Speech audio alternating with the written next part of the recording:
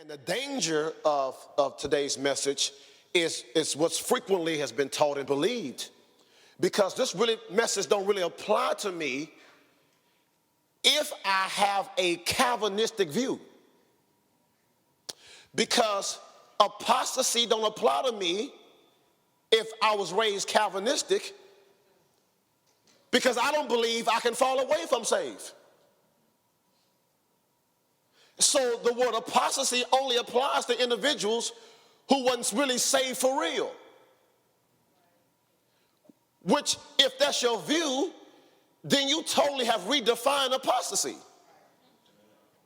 Because you cannot fall away from something you never had. For example, the word apostasy or apostasia in the Greek is almost where we get the English word AWOL. Which means you cannot AWOL and the army never acknowledged that you was in service. So the view and this is the danger of taking one verse out of context. And it's amazing because Calvinistic or Reformed theology pride themselves on being exegetical of the text. But they're missing something. Because they misinterpret the text. They don't read the whole context. So they take John chapter 10 and the verse that Jesus says, "And can no man pluck you out of my hand?" So if no man can pluck you out of my hand, then I can never lose. Because nobody is stronger than God. There's only one problem with that verse. You didn't read the verse before it. So the problem is not eternal security. The problem is unconditional eternal security. Are y'all with me? If it's unconditional eternal security, no matter what I do, I can never walk away from God and he'll never leave me. There's a problem with that. Because the verse before Jesus said, "Can no man pluck you out of hand?" Jesus says, "And those who follow me, no man should be able to pluck you out of my hand." And that word follow is present tense in the Greek, and it means consistently. So it is conditional. It's conditional. Matter of fact, when Jesus makes a statement on the vine, he didn't preach once on the vine, always on the vine. The condition is abide.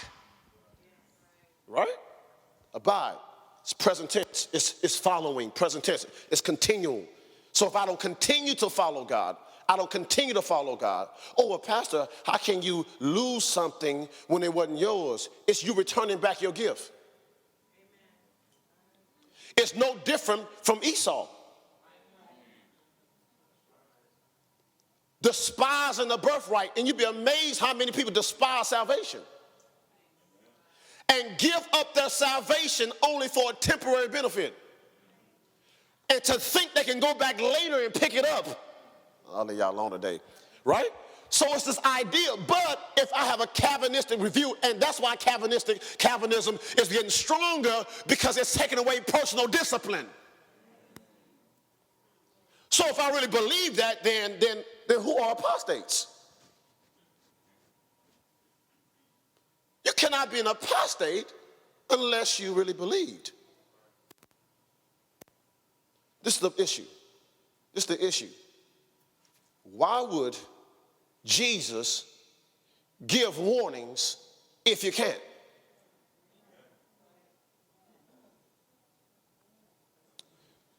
Pastor, what are you saying? I'm concerned that we're not prepared how to live and serve and walk with God in the last days. And I'm concerned is that apostasy has a source. And today we're going to really start the process of dissecting the source.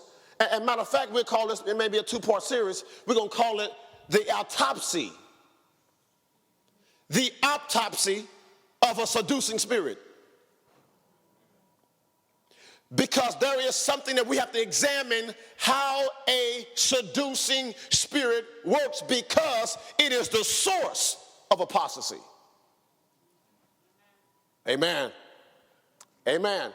And this is the interesting thing, because we're living in this age, when we hear seducing, we think sexual. Much deeper than that. Much deeper than that. Grab somebody, say the autopsy. Pastor, why such a gross term? It's not a gross term when you just define what it is. In Matthew 24, Jesus makes a statement. Verse 1, then Jesus went out and departed from the temple, and his disciples came up to show him the buildings of the temple. And Jesus said to him, do you not see all these things? Assuredly, I say to you, not one stone shall be left here upon another that shall not be thrown down. Now, as he sat on the Mount of Olives, the disciples came to him privately, saying, tell us, when will these things be? And what will be the sign of your coming and of the end of the age? Notice what they asked him. Tell us, when will this temple be destroyed? Second, and what will be the sign of your coming, and what will be the end of the age? And Jesus, verse 4, answered and said to them, take heed that no man deceive you. Now I ask you these questions, and you turn around and tell me, take heed that no one deceive you. If I cannot be deceived, why would that be the first thing he says? And guess who he's talking to?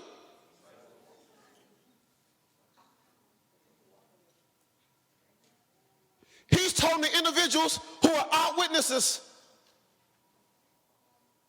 So if he's telling eyewitnesses who can touch Jesus, take heed that no man deceive you, what about people who got to believe by faith?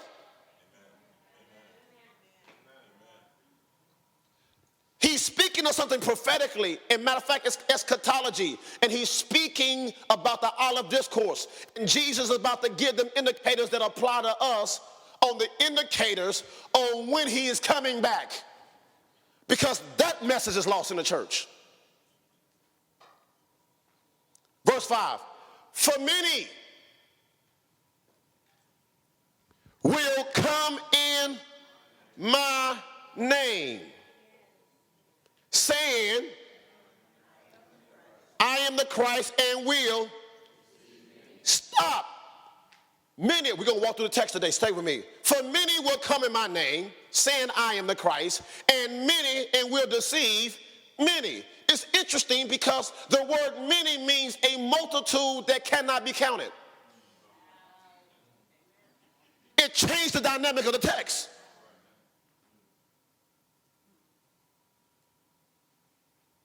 The word means such a multitude that it's hard for you to hand count it. It's the same Greek word that when the Apostle John was in the book of Revelation, and he was called up in heaven, and he says, and he's seen a multitude which cannot be numbered. So he uses 10,000s of thousands of thousands, right? So listen to what he's saying.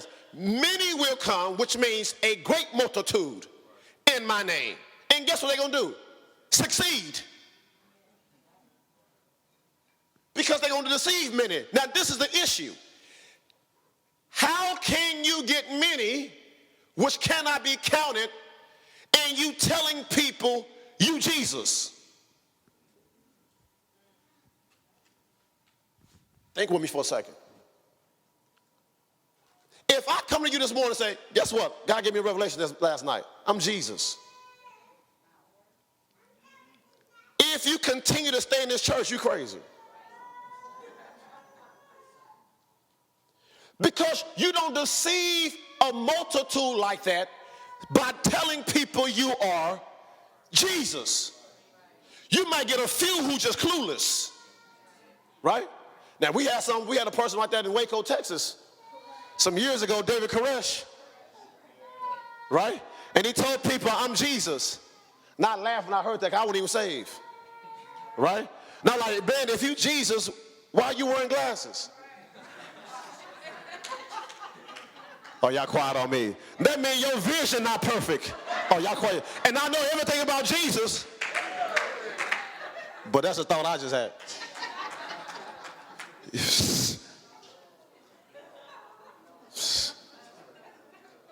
I mean, and we're not talking about reading glasses David Koresh had. These were some, well, he had some strong prescription, right? Right? Right? And I remember, I was in high school, and I remember they had this shootout, and everybody, there's a big old thing in Texas, and Waco is like an hour and a half from Fort Worth, so it is that type of thing. And so, that was a big thing, because this man actually convinced them that he was Jesus, and he was sleeping with the girls, the young kids, and actually he had to reproduce himself so he could have little messiahs. So the ATF came in there, and there was a shootout, and people died. Well, that's the issue.